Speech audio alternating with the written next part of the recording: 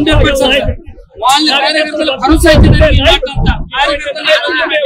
సిగ్గులతో ఎందుకంటే ఆయన అన్ని పాపాలు చేశాడు.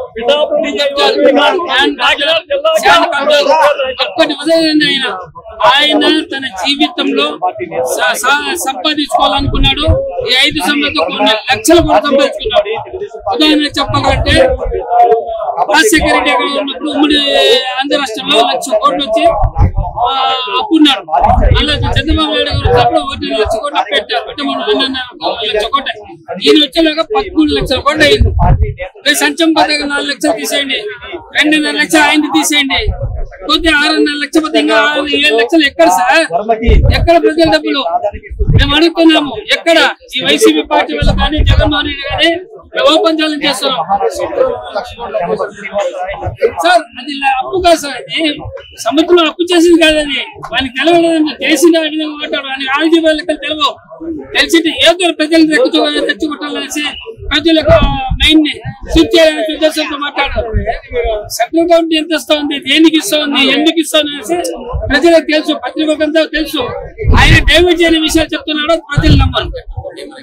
రానున్న కాలంలో తెలుగుదేశం పార్టీనే ఇంకొక 15 సంవత్సరాలు ఉండేది మా యొక్క భావన. ఎస్సీ ఎస్టీ బీసీ మైనారిటీలకి ఆ రోజు ఎన్టీ రామారావు గారి దగ్గర నుండి ఈరోజు చంద్రబాబు నాయుడు కూడా అనేక సంక్షేమ పథకాలు ఇచ్చారు. మైనారిటీలకి అయితే ఒక్కటిగా సార్ ఎన్నో సంక్షేమ పథకాలు ఆదుకునే పార్టీ అంటే ఒక తెలుగుదేశం పార్టీనే మైనారిటీలకి ఎస్సీ ఎస్టీ బీసీ ఆదుకునే పార్టీ ఉంది సార్, ఉంది సార్. ఈ కడప జిల్లా సార్ రాయలసీమ మొత్తం కూడా ఈసారి ఎందుకు అంతా వెళ్ళిపోతున్నారు sir. Peddareddy out, Peddareddy out, అర్థమైందా? ఇంకో రెడ్డి అవుట్, జగన్మోహన్ రెడ్డి అవుట్, రెడ్లంతా అవుట్. ఎక్కడ సార్ ఉన్నారు వాళ్ళు? కాపాడడానికి వాళ్ళు ఇప్పుడు కాపాడుకునే దానికి వాళ్ళు ఇప్పుడు ఎడ్డెళ్ళిపోలో వాళ్ళ పరిస్థితులు కనపడడం లేదు. ఈసారి ఎలక్షన్ లో తప్పకుండా నేను చెప్తున్నాను, తెలుగుదేశం పార్టీ అఖండ ఇది కాదు 164 కాదు సార్, 175కి 170 సీట్లు వస్తాయని మాకు గ్యారంటీ. ఎందుకంటే లేదు, ఇంకా పార్టీనే లేదు. వైసీపీ పార్టీ ఖాళీ, వైసీపీ పార్టీ ఖాళీ.